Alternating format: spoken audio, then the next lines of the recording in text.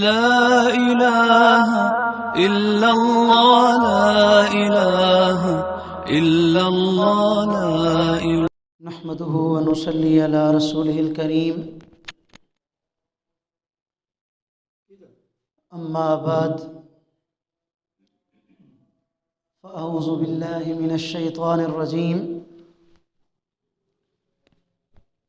بسم الله الرحمن الرحيم.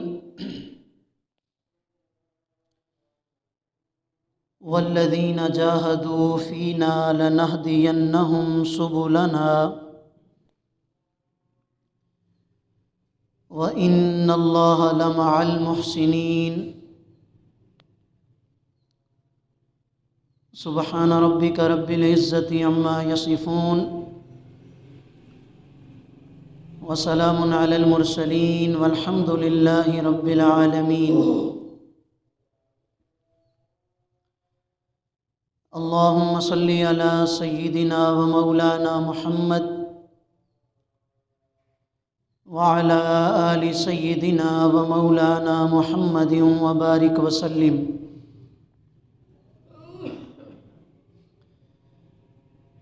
میرے انتہائی واجب الاحترام مسلمان بھائیوں، دوستوں، بزرگوں، سورہ عنکبوت کی آخری آیت کریمہ آپ حضرات کے سامنے تلاوت کی ہے.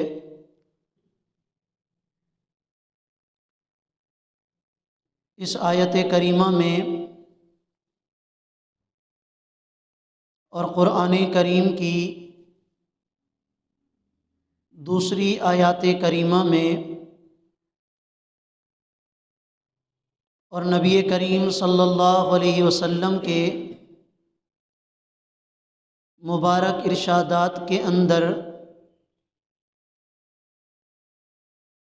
ہمیں اس بات کا درس اور سبق دیا جا رہا ہے کہ اگر کوئی انسان اللہ رب العالمین کی نصرت اور اللہ رب العالمین کی مدد کا اپنے آپ کو مستحق بنانا چاہتا ہے، اسے چاہیے کہ وہ نیک اعمال کی طرف اپنا قدم بڑھائے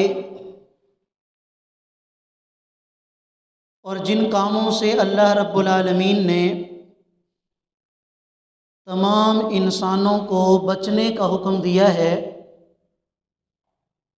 ان کاموں سے بچنے کی بھی کوشش شروع کر دے.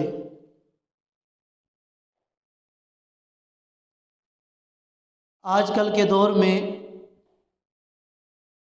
معاشرت کے حوالے سے ہر چیز ہم پر واضح ہے.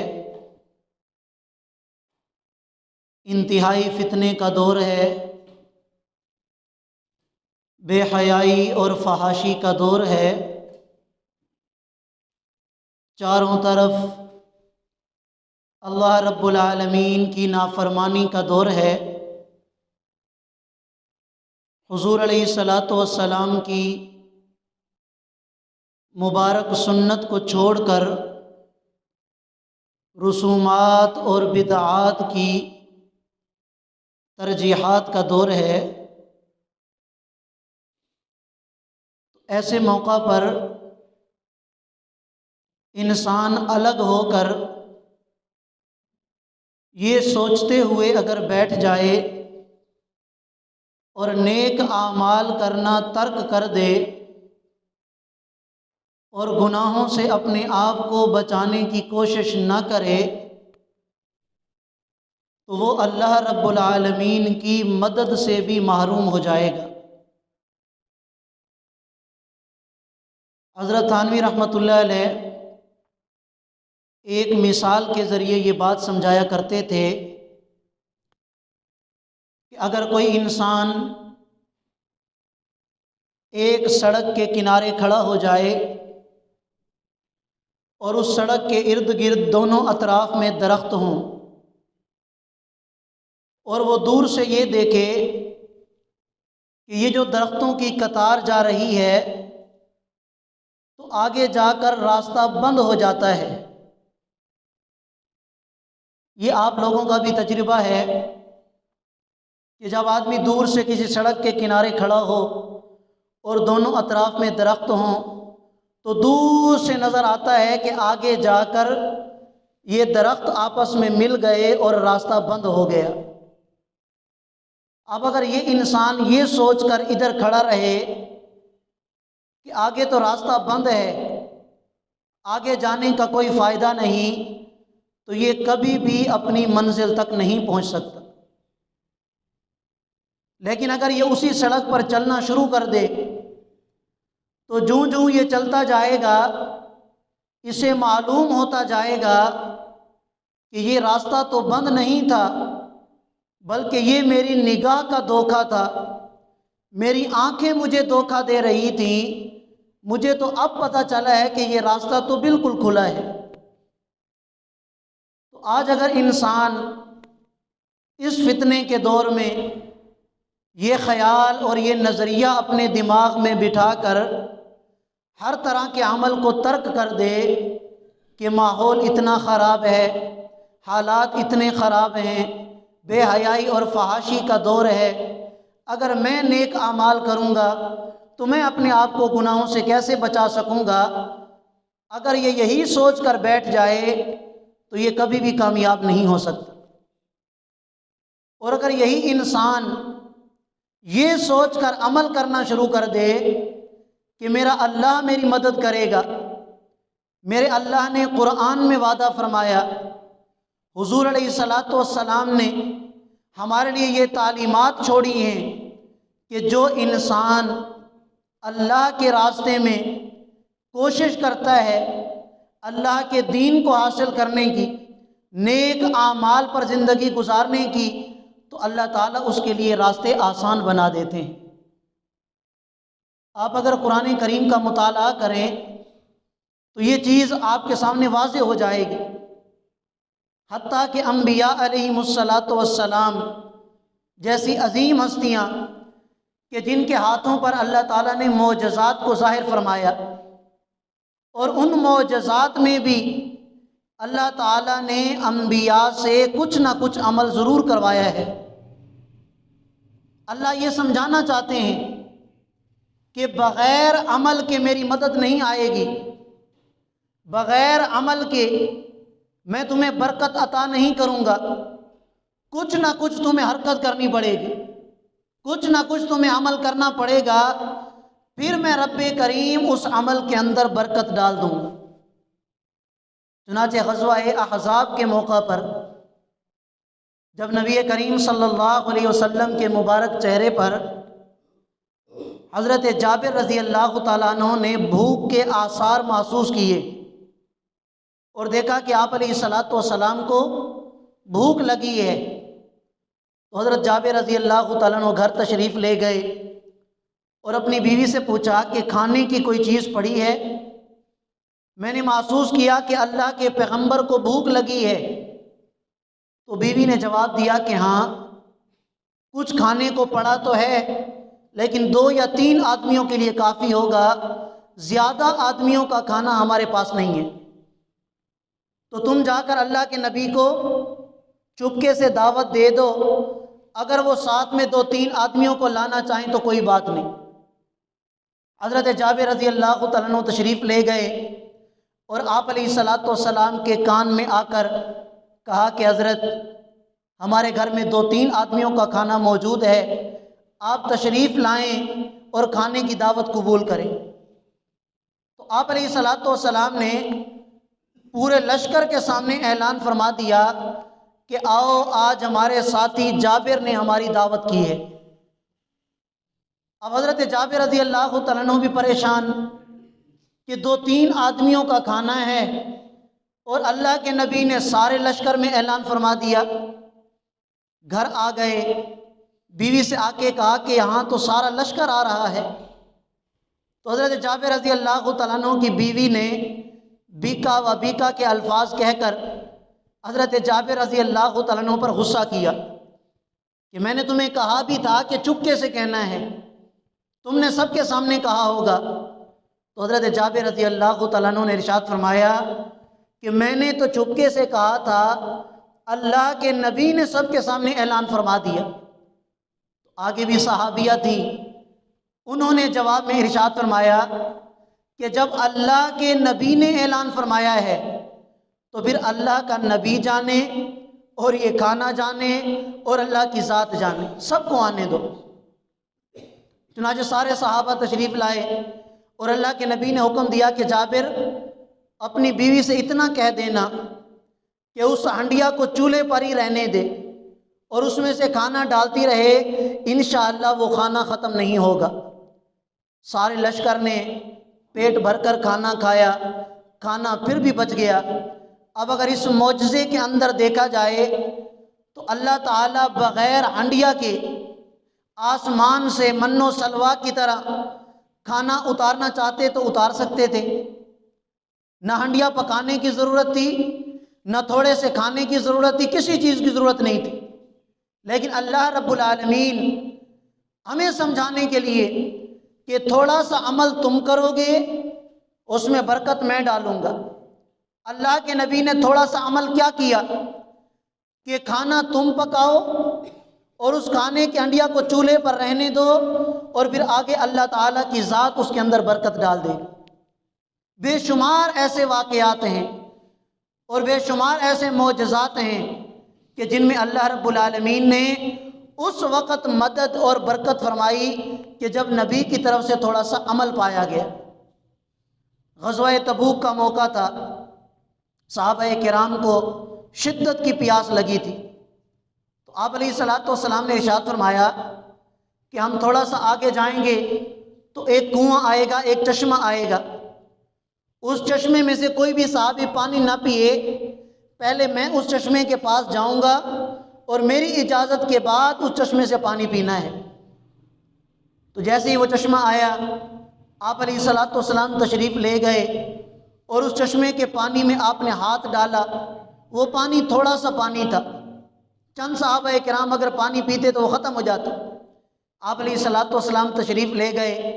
اپنا دست مبارک اس پانی کے اندر ڈالا اور ڈالنے کے بعد ارشاد فرمایا کہ اب پانی پی لو۔ سارے لشکر نے خوب پیٹ بھر کر پانی پیا، اپنے ساتھ جو برتن تھے وہ بھی بھر لیے، پر وہ پانی ختم نہ ہوا۔ اب ایسا بھی تو ہو سکتا تھا کہ اللہ تعالیٰ آسمان سے پانی اتار دیتے، اللہ تعالیٰ بغیر آپ علیہ الصلوۃ والسلام کے دست مبارک اس پانی میں ڈالے بغیر اس میں برکت عطا فرما دیتے، پر اللہ رب العالمین نے آپ علیہ الصلوۃ والسلام سے تھوڑا سا عمل کروایا اور یہ بتایا کہ عمل تم کرو گے برکت اس میں ڈالوں گا۔ یہ نہیں کہ تم اپنی جگہ بیٹھے رہو، نہ نماز ہے، نہ روزہ ہے، نہ زکوٰۃ ہے، نہ نیک اعمال کرنے کی کوشش ہے اور بندہ یہ کہے کہ بس اللہ غفور رحیم ہے، اللہ کامیاب کرے گا، اللہ مجھے عذاب سے بچائے گا۔ ایسا نہیں ہوگا۔ عمل تم کرو گے، اس عمل کے اندر برکت میں ڈالوں گا۔ حضرت موسیٰ علیہ الصلوۃ والسلام کو دیکھ لیجئے کہ حضرت موسیٰ علیہ الصلوۃ والسلام کو اللہ تعالیٰ نے حکم دیا کہ اے موسیٰ اپنا ہاتھ بغل کے اندر ڈالو، جب اس ہاتھ کو نکالو گے تو وہ چمکدار ہو جائے گا۔ اب ایسا بھی تو ہو سکتا تھا کہ بغل میں ہاتھ ڈالے بغیر اللہ تعالیٰ اس ہاتھ کو چمکدار بنا دیتے، لیکن اللہ رب العالمین نے حضرت موسیٰ علیہ الصلوۃ والسلام سے تھوڑا سا عمل کروایا، تھوڑی سی حرکت کروائی تاکہ یہ بات سمجھا سکیں پوری امت کو اور تمام انسانوں کو کہ عمل تم کرو گے، قدم تم بڑھاؤ گے، میں تمہارے لیے راستے آسان کر دوں گا۔ عمل تم کرو گے اس میں برکت میں ڈال دوں گا۔ اور ایک آدمی اگر اپنی جگہ پر بیٹھا رہے اور بسترے کے اندر لیٹا رہے، نہ نماز کے لیے مسجد میں آئے، نہ نیک اعمال کو سیکھنے کی کوشش کرے، نہ دین اسلام کے طریقوں کو سیکھنے کی کوشش کرے، نہ آپ علیہ الصلوۃ والسلام کی سنتوں پر عمل کرنے کا اس کا کوئی ارادہ ہو، نہ عزم ہو، اور پھر بھی وہ یہ کہے کہ میں کامیاب ہو جاؤں گا، تو ایسا انسان دنیا آخرت میں ناکام ہے، وہ کبھی بھی کامیاب نہیں ہو سکتا۔ عمل کرو گے تو مدد آئے گی،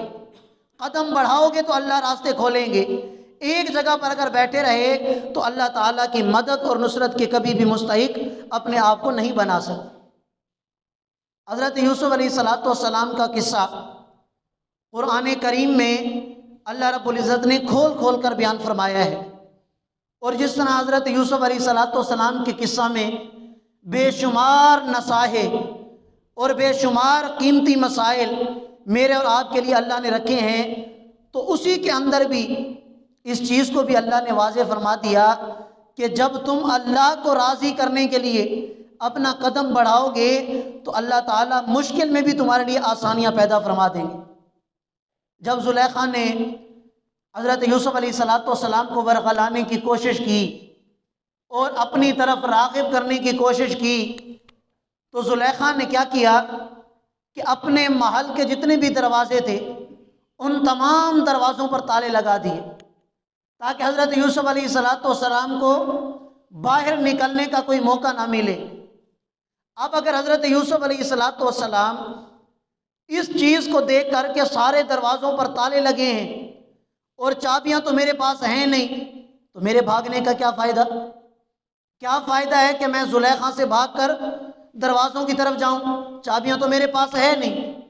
اگر یہ سوچ کر حضرت یوسف علیہ السلام ادھر ہی ٹھہرے رہتے تو کیا حضرت یوسف علیہ السلام زلیخا کے مکر سے اپنے آپ کو بچا سکتے تھے؟ نہیں بچا سکتے۔ حضرت یوسف علیہ السلام کو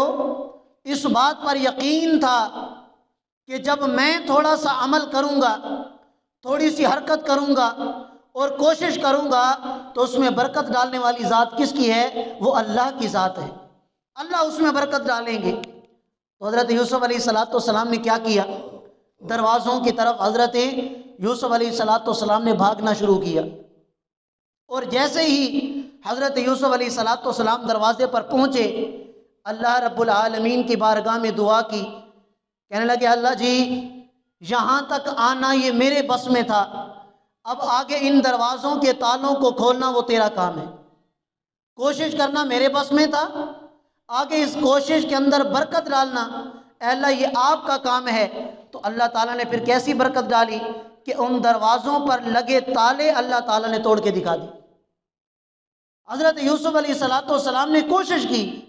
اب اگر سوچ کر یہ بیٹھ جاتے کہ تالے تو لگے ہیں، میرے بھاگنے کا کیا فائدہ، چابیاں تو میرے پاس ہیں نہیں، لیکن نبی تھے، انہیں اللہ کی مدد پر یقین تھا، اگر ادھر بیٹھے بیٹھے دعا کر لیتے تو کیا اللہ تعالیٰ حضرت یوسف علیہ السلام کی دعا کو رد فرماتے؟ ضرور قبول فرماتے۔ لیکن حضرت یوسف علیہ السلام نے قدم بڑھایا، تھوڑا سا بھاگے تاکہ تمام انسانوں کو یہ سبق ملے کہ اللہ کی مدد اور نصرت اس وقت تک نہیں آتی جب تک انسان اللہ کے دین کی خاطر، اللہ کے راستے میں اور دین اسلام کے طریقوں کو سیکھنے میں جب تک کوشش نہیں کرے گا، اس وقت تک اللہ کی مدد اور نصرت نہیں آتی۔ حضرت یوسف نے کوشش کی، اللہ نے مدد فرمائی اور دروازوں پر لگے تالے ٹوٹ گئے، اور حضرت یوسف علیہ السلام زلیخا کے مکر سے اپنے آپ کو بچا لی۔ چنانچہ علماء کرام فرماتے ہیں کہ دو چیزیں اگر ہر انسان اس کو مضبوطی سے پکڑ لے تو وہ کبھی بھی اللہ کی مدد اور نصرت سے محروم نہیں رہے گا۔ دو کام کرنے ہیں، ان میں سے پہلا کام کہ ہر انسان دین اسلام اور قرآن و سنت کے طریقوں کو سیکھنے کی کوشش کرے۔ یہ نہیں کہ جی آج کل تو حالات خراب ہیں، آج کل تو فحاشی اور فتنے کا دور ہے، میں کیا کر سکتا ہوں، اگر میں نماز پڑھ بھی لوں تو پھر بھی حالات تو ٹھیک نہیں ہوں گے۔ اگر ہر انسان یہی سوچ کے بیٹھ جائے تو پھر کیا ہوگا؟ مزید نقصان ہوگا۔ تو پہلا کام تو ہم نے یہ کرنا ہے کہ اللہ کے راستے میں ہم نے کوشش کرنی ہے، ہم نے نماز کے لیے قدم بڑھانا ہے، اچھے اخلاق کو سیکھنے کے لیے قدم بڑھانا ہے، اپنی معاشرت کو سنوارنے کے لیے قدم بڑھانا ہے، اپنے معاملات کو سنوارنے کے لیے قدم بڑھانا ہے، اپنے طریقوں کو، اپنی زندگی کو سنوارنے کے لیے اپنی اصلاح کی کوشش کرنی ہے، اپنے محتاط لوگ، اپنے گھر والے، اپنے بیوی بچے، ان کی اصلاح کی ہم نے کوشش کرنی ہے۔ اور دوسرے نمبر پر اللہ رب العالمین کی بارگاہ میں دعا بھی کرتے رہنا ہے، کوشش بھی کرنی ہے، اور کوشش کے ساتھ ساتھ اللہ رب العالمین سے دعا بھی مانگنی ہے۔ اپنے بچوں کو دعوت دی کہ اے ہمارے بچوں نماز پڑھا کرو، اپنی گھر والی کو دعوت دی، اپنے بہن بھائیوں کو دعوت دی، اپنے آپ کو اصلاح کے لیے پیش کیا، اپنے خاندان والوں کی اصلاح کی کوشش کی، اپنے قبیلے والوں کی اصلاح کی کوشش کی، اور پھر اللہ سے دعا بھی کی کہ یا اللہ کوشش کرنا میرا کام تھا، اب آگے برکت ڈالنا یہ آپ کا کام ہے، یا اللہ اصلاح کی کوشش میں لگا ہوں۔ چنانچہ حضرت علامہ ڈاکٹر عبدالحی صاحب رحمۃ اللہ علیہ فرمایا کرتے تھے کہ ہم مسلمان ہیں اور ہمارا ایمان ہے کہ ہمارا رب ہم جس وقت اسے پکاریں وہ ہماری پکار کو سنتا ہے، وہ چاہے رات کا وقت ہو، چاہے دن کا وقت ہو، کوئی بھی وقت ہو، ہمارا رب ہر وقت ہماری پکار کو سنتا ہے یا نہیں سنتا۔ تو وہ فرماتے تھے کہ ہمیں چاہیے کہ ہم اللہ تعالیٰ سے باتیں کیا کریں۔ ہم کیا کریں؟ اللہ تعالیٰ سے باتیں کیا کریں، اللہ کی بارگاہ میں ہاتھ اٹھا کر یا بغیر ہاتھ اٹھائے، جھولی پھیلا کر یا بغیر جھولی پھیلائے۔ جس طرح ہم ایک انسان دوسرے انسان سے باتیں کرتا ہے تو اللہ کے بندوں کو چاہیے کہ وہ بھی اللہ سے اس طرح باتیں کیا کریں، رات کو اٹھ کر تہجد کی نماز پڑھیں اور اللہ سے باتیں کریں، یا اللہ میں پہلے فلاں گناہ اتنی دفعہ کیا کرتا تھا، یا اللہ آج کل میں یہ گناہ دن میں 50 دفعہ کرتا ہوں، یا اللہ پہلے میں یہ 50 دفعہ کیا کرتا تھا، یا اللہ آج کل میں یہ گناہ 25 دفعہ کرتا ہوں، یا اللہ مزید چھوڑنے کی طاقت میرے اندر نہیں ہے، میں شیطان سے مغلوب ہو جاتا ہوں، میں اپنے نفس سے مغلوب ہو جاتا ہوں، میں ماحول سے مغلوب ہو جاتا ہوں، یا اللہ ان کی مغلوبیت تو ہی ختم کر سکتا ہے، یا اللہ میں بھی کوشش میں لگا ہوں، میری اس کوشش کے اندر تو ہی برکت عطا فرما دے۔ تو یوں جب ہم اللہ تعالیٰ سے ہم کلام ہوں گے، اللہ تعالیٰ سے باتیں کریں گے، اللہ تعالیٰ سے دعا مانگیں گے اور ساتھ میں کوشش بھی ہماری ہوگی تو پھر اللہ تعالیٰ اس میں ضرور برکت عطا فرمائیں گے۔ جب اللہ کے سامنے ہم یہ بات رکھیں گے کہ یا اللہ آپ کو بھی پتہ ہے میں یہ گناہ اتنی دفعہ کیا کرتا تھا، پہلے مہینے میں 10 دفعہ کرتا تھا، اب مہینے میں 5 دفعہ کرتا ہوں، یا اللہ میں اس گناہ سے اپنے آپ کو مزید نہیں بچا سکتا، یا اللہ تو جانتا ہے میں کوشش میں لگا ہوں لیکن نفس، شیطان، ماحول اور فتنوں سے مغلوب ہو جاتا ہوں، یا اللہ ان کی مغلوبیت جو میرے اوپر غالب ہے، یا اللہ تو ہی اس کو ختم فرما سکتا ہے، میں کوشش کر رہا ہوں، میری اس کوشش کے اندر تو برکت عطا فرما دے۔ تو پھر آپ دیکھیں کہ اللہ رب العالمین کس طرح آپ کو اپنی برکتوں سے نوازتے ہیں۔ تو 2 کام ہم نے کرنے ہیں اس آیت کریمہ کے تحت، والذین جاہدوا فینا لنہدینہم سبلنا، کہ جو انسان اللہ کے راستے میں اللہ کی رضا حاصل کرنے کے لیے، اللہ کا قرب حاصل کرنے کے لیے کوشش کرتا ہے تو اللہ تعالیٰ اس کے لیے راستے کھول دیتے ہیں، اللہ تعالیٰ اس کے لیے آسانیاں پیدا فرما دیتے ہیں۔ تو میں نے عرض کیا کہ ایک تو ہم نے اللہ کو راضی کرنے کی کوشش کرنی ہے، اور دوسرا اللہ تعالیٰ سے دعا بھی کرتے رہنا ہے کہ اللہ تعالیٰ اس کوشش کے اندر برکت عطا فرما کر جلد از جلد اپنا قرب بھی ہمیں عطا فرما دیں اور گناہوں سے بچنے کی توفیق عطا فرما دیں اور زیادہ سے زیادہ نیک اعمال کرنے کی بھی توفیق عطا فرما دیں۔ اللہ تعالیٰ ہم سب کو عمل کرنے کی توفیق عطا فرمائے۔ وآخر دعوانا ان الحمد للہ رب العالمین۔ جزاکم اللہ خیر۔